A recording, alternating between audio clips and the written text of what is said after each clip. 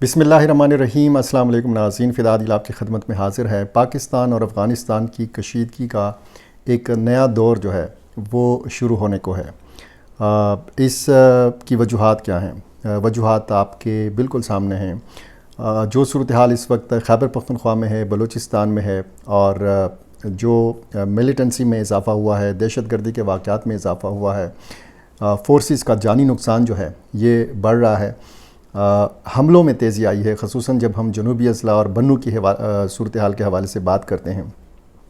پھر ہم دیکھتے ہیں کہ army chief field marshal Syed Asim Munir خود گئے بنو، وزیراعظم شہباز شریف خود گئے بنو، وہاں پر ان کو بریفنگ دی گئی، اور پھر اس میں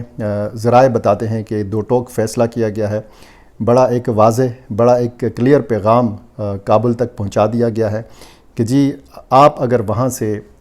یہ حملے نہیں روکیں گے، جو سرحد پار دراندازی کے واقعات ہو رہے ہیں، یہ اگر نہیں روکے جائیں گے تو پھر پاکستان وہی کرے گا، وہی آپشن استعمال کرے گا جس طریقے کا آپشن پاکستان پہلے استعمال کر چکا ہے۔ پہلے پاکستان کے ساتھ جو ملحقہ افغان صوبے ہیں، جو افغانستان کے مشرقی صوبے ہیں، یہاں پہ پاکستان 3-4 مرتبہ کارروائی، فضائی کارروائی کر چکا ہے، لیکن اب یہ کلیئر بتا دیا گیا ہے کہ اگر یہ ٹھکانے یا ان تنظیموں کی لیڈرشپ جو ہے یہ اگر کابل میں بھی موجود ہے تو وہاں پر بھی ان کو ہٹ کرنے سے دریغ نہیں کیا جائے گا۔ اس ساری صورتحال کے حوالے سے ہم نے بات کرنی ہے۔ مولانا محمد نسیم حقانی، جو امارت اسلامیہ کی وزارت امر بالمعروف و نہی عن المنکر کے سینئر رکن ہیں، انہوں نے پچھلے دنوں ایک بیان دیا تھا کہ پاکستان میں جو نظام ہے یہ کفریہ نظام ہے، اور وہاں پہ جہاد یا مقدس لڑائی جو ہے یہ جائز ہے۔ اب ظاہر ہے جب اس قسم کے بیانات افغان طالبان کی طرف سے آئیں گے تو پھر جو جنگجو ہیں، جو لڑنے والے ملیٹنٹس ہیں، وہ پھر کیا اثرات لیں گے۔ اور پھر دوسری طرف آپ دیکھیں کہ افغانستان کے جو انٹیلیجنس چیف ہیں ملا عبدالحق وثیق، انہوں نے جو بیان دیا ہے، انہوں نے کہا ہے کہ جی افغانستان کے اندر دہشت گردی کے اڈے، مراکز یا تربیت جو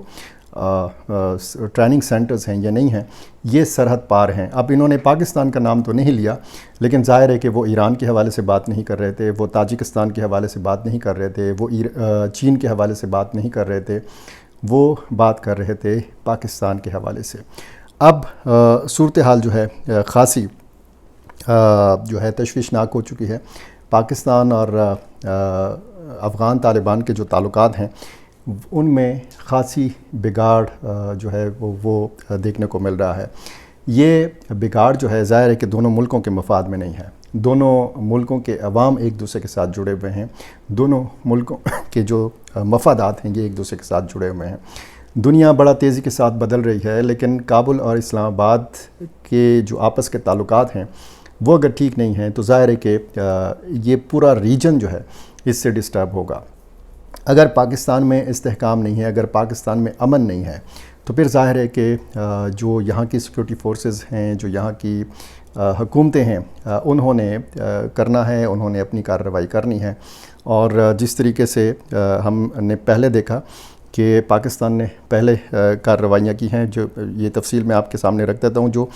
ریسنٹلی ہوا وہ اگست 2025 میں ہوا۔ آپ کو پتہ ہے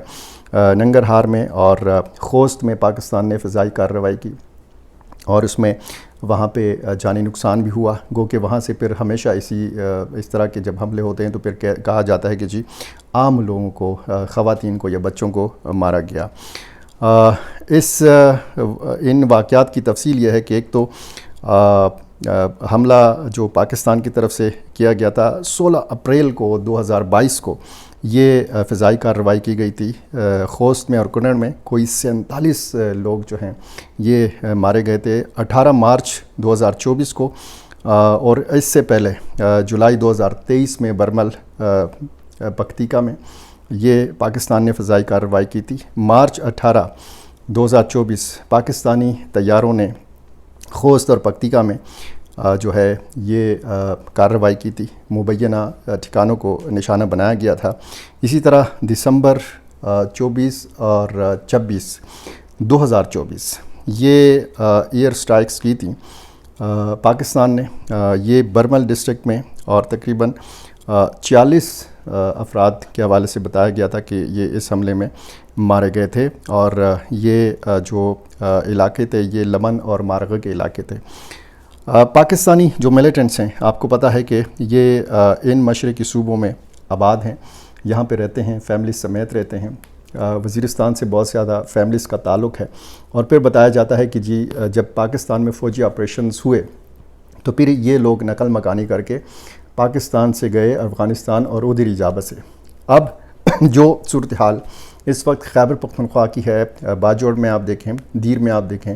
بنو کے واقعات، جنوبی وزیرستان میں جو واقعات ہوئے ہیں، اور اعظم ورسک میں، اور پھر بدر ویلی میں جو ہوا، 12 سیکیورٹی اہلکار جو ہیں یہ اس میں شہید ہوئے،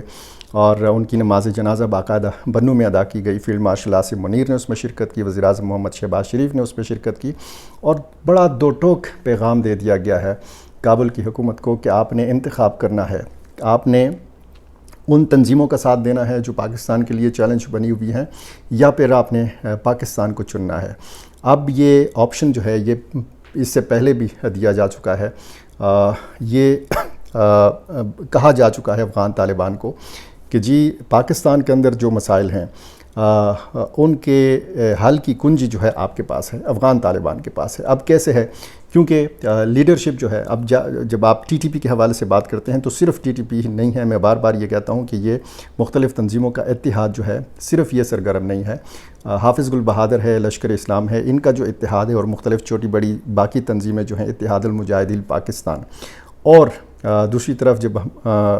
بلوچستان کے حوالے سے دیکھتے ہیں تو بی ایل اے اور مجید بریگیڈ اور اس قسم کی تنظیمیں، پھر داعش خراسان کی بلوچستان میں بھی اور خیبر پختونخوا میں بھی موجودگی ہے۔ اب آپ جب دوشنبے میں تاجکستان میں آپ دیکھتے ہیں جو سرگرمی ہوئی ہے، پاکستان، ایران، چین، روس، تاجکستان، ان کے جو وزراء خارجہ ہیں انہوں نے افغانستان کے معاملات پہ بات کی ہے، اور ان سب کا اگر سیکیورٹی کنسرنز ہیں تو پھر افغانستان کی سرزمین کے حوالے سے ہے۔ پھر ایران کو کیا مسئلہ ہے، تاجکستان کو کیا مسئلہ ہے، روس کو کیا مسئلہ ہے، چین کو کیا مسئلہ ہے۔ اب جیسے آپ اگر چین کے حوالے سے بات کرتے ہیں تو ETIM اس کے حوالے سے جو ہے وہ کنسرنز ہیں چین کو کہ اس کے لوگ افغانستان کی سرزمین استعمال کرتے ہیں۔ ایسٹ ترکستان اسلامک موومنٹ، داعش سے جو ہے بڑا چیلنج ہے، داعش تاجکستان کے لیے بھی اور روس کے لیے بھی۔ روس میں جو ماسکو میں کانسرٹ ہال میں ہوا، بہت بڑا ایک حملہ ہوا تھا،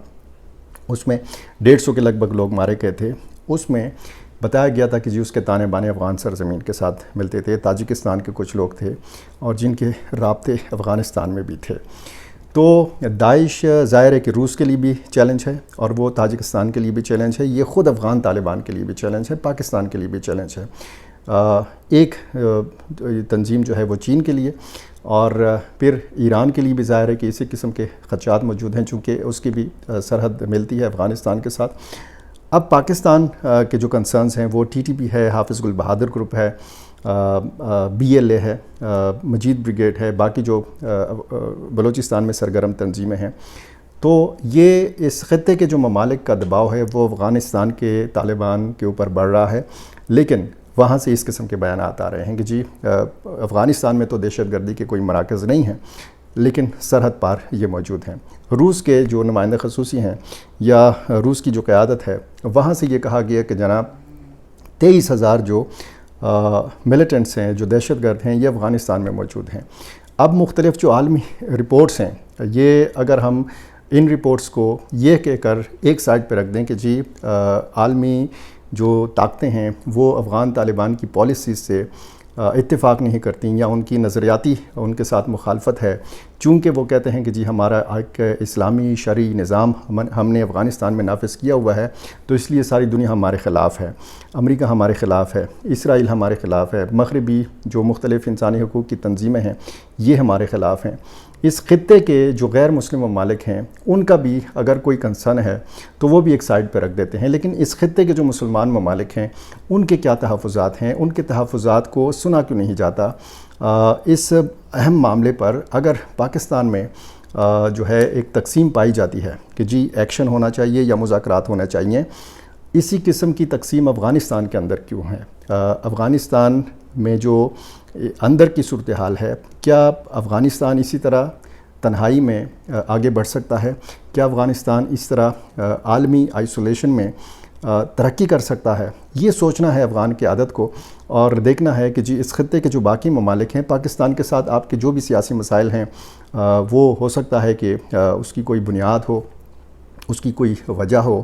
اس میں آپ کو کوئی جو ہے وہ نیک نیتی نظر نہ آتی ہو، لیکن باقی جو ممالک ہیں ان کے ساتھ آپ کے کیا مسائل ہیں؟ تو یہ سارے مسائل بڑا سنجیدگی کے ساتھ دیکھنے ہیں، اور یہ دیکھنا ہے کہ جب یہ تعلقات میں اتار چڑھاؤ آتا ہے، جب یہ تعلقات بہتر ہونے لگتے ہیں، تو پھر حملوں میں جب اضافہ ہوتا ہے، اور جب یہ ثبوت بھی سامنے آ جاتے ہیں، اور جب یہ شواہد بھی سامنے آ رہے ہوتے ہیں، جب یہ کوئی حملہ ہوتا ہے اور اس میں پھر افغان نیشنل سامنے آتے ہیں، جب تشکیلات آتی ہیں اور سرحد پار سے لوگ آتے ہیں، اور پھر یہ ثبوت کابل کو فراہم کیے جاتے ہیں، تو بہت سارے ایسے شواہد ہیں، ایسی باتیں ہیں کہ جن کے حوالے سے کوئی سنجیدہ اقدامات کابل میں یا قندھار کے اندر ہمیں نظر نہیں آتے۔ تو یہ جو صورتحال ہے، اس سے امکان یہی پیدا ہوا ہے، جو بیٹھک ہوئی ہے بنوں کے اندر،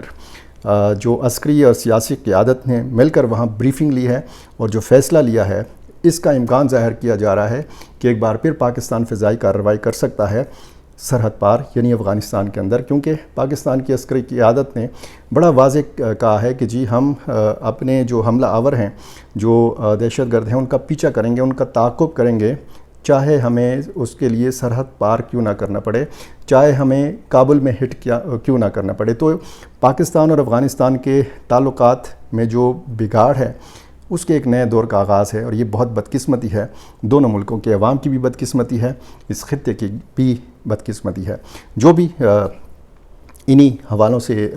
جو بھی اپڈیٹس ہوں گی، میری کوشش ہوتی ہے کہ میں بر وقت آپ تک پہنچا سکوں، اور کوشش یہ بھی ہوتی ہے کہ مستند خبر جو ہے وہ آپ تک پہنچا سکوں۔ میرا چینل آپ نے ابھی تک سبسکرائب نہیں کیا، یہ کر لیجئے، اور مجھے اپنی رائے سے ضرور نوازا کیجیے۔ بہت شکریہ۔